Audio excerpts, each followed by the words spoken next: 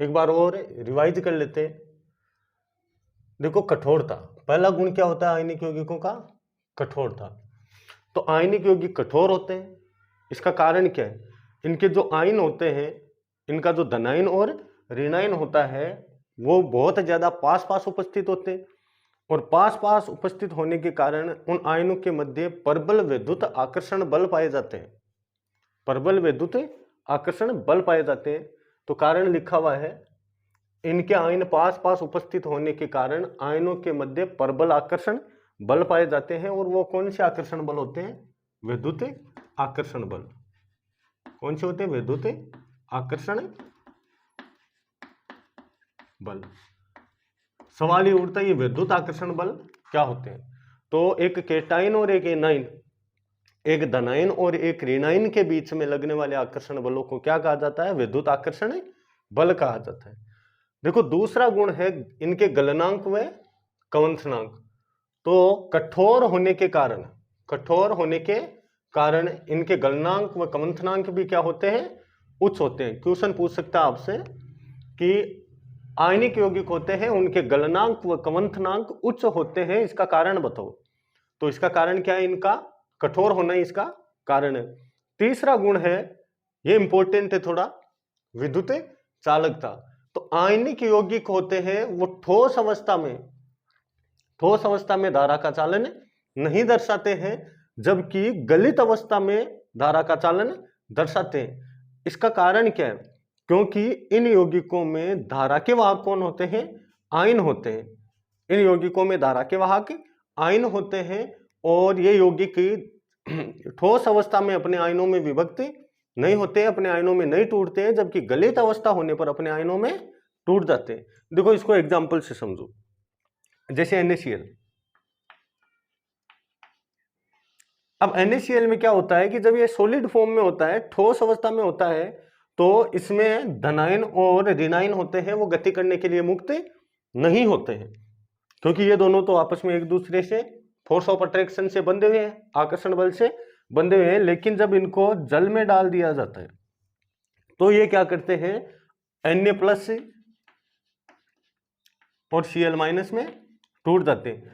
अब ये आयन होते हैं वो गमन करने के लिए क्या होते हैं? मुक्त होते हैं, एक जगह से दूसरी जगह जाने के लिए मुक्त होते हैं, और इन आयनों के कारण ही आयनिक यौगिकों में क्या होता है? धारा का चालन होता है। तो देखो लिखा हुआ है, आयनिक यौगिक ठोस अवस्था में धारा का चालन नहीं दर्शाते हैं, लेकिन गलित अवस्था या जलीय विलयन में धारा चालन दर्शाते हैं। कारण क्या है? इन पदार्थों में धारा के वाहक कौन होते हैं? आयन होते हैं। चूंकि ठोस अवस्था में ये पदार्थ अपने आयनों में विभक्त नहीं होते हैं, जबकि गलित अवस्था या जलीय विलयन में ये अपने आयनों, अब आयन भी कौन से? धनायन व ऋणायन में विभक्त हो जाते हैं। ये बने हुए आयन यानी धनायन और ऋणायन ही धारा चालन के लिए क्या होते हैं? उत्तरदायी होते हैं। अगला गुण है वो क्या है? विलेयता।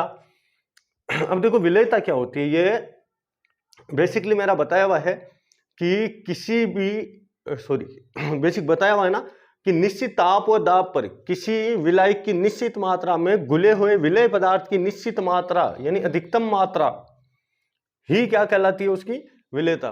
किसी निश्चित ताप व दाब पर विलायक की निश्चित मात्रा में घुले हुए विलेय पदार्थ की अधिकतम मात्रा ही उसकी क्या होती है?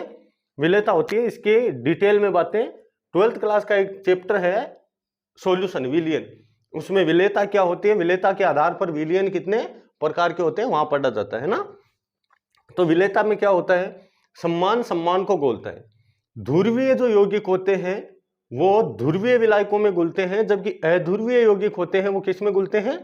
अध्रुवीय विलायकों में घुलते हैं। तो सम्मान को घोलता है के अनुसार ध्रुवीय यौगिक ध्रुवीय विलायकों में, जबकि अध्रुवीय यौगिक अध्रुवीय विलायकों में अधिक विलय होते हैं। नीचे लिखा हुआ है सम्मान को घोलता है के अनुसार ध्रुवीय यौगिक ध्रुवीय विलायकों में, जबकि अध्रुवीय यौगिक अध्रुवीय विलायकों में घुलते हैं। और सभी आयनिक यौगिक क्या होते हैं? ध्रुवीय होते हैं। इसका कारण यह है कि इसमें एक केटाइन और एक एनाइन उपस्थित होता है, बॉन्ड का पोलराइजेशन हो जाता है, ध्रुवीकरण हो जाता है। तो सम्मान को घोलता है के अनुसार ये ध्रुवीय विलायकों में घुलने चाहिए, किसमें घुलने चाहिए? ध्रुवीय विलायकों में। तो देखो आयनिक यौगिक ध्रुवीय विलायकों में विलय, जबकि अध्रुवीय विलायकों में क्या होते हैं?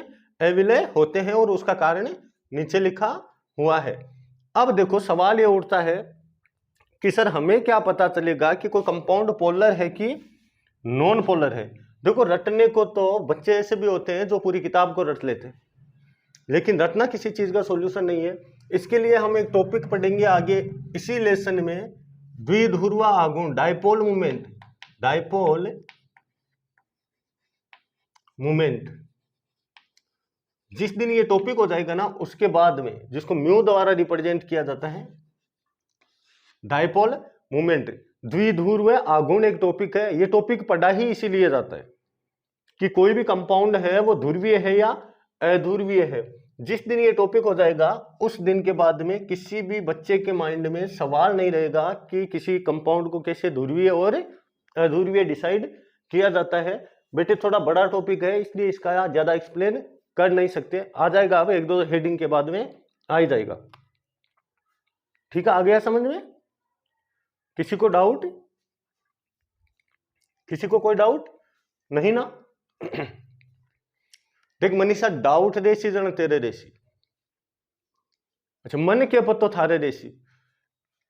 एक बार के यो के एक लेडीज आई, कोई गांव में एक लेडीज आई और एक आदमी आ रहो, लड़को आ रहो, जना क्यों शेफा बाई राम राम, क्यों बालिया तन का पतो के मेरो नाम शेफा बाई है, क्यों थारा लखन देख के पतो चल जाएगा तू शेफा बाई है।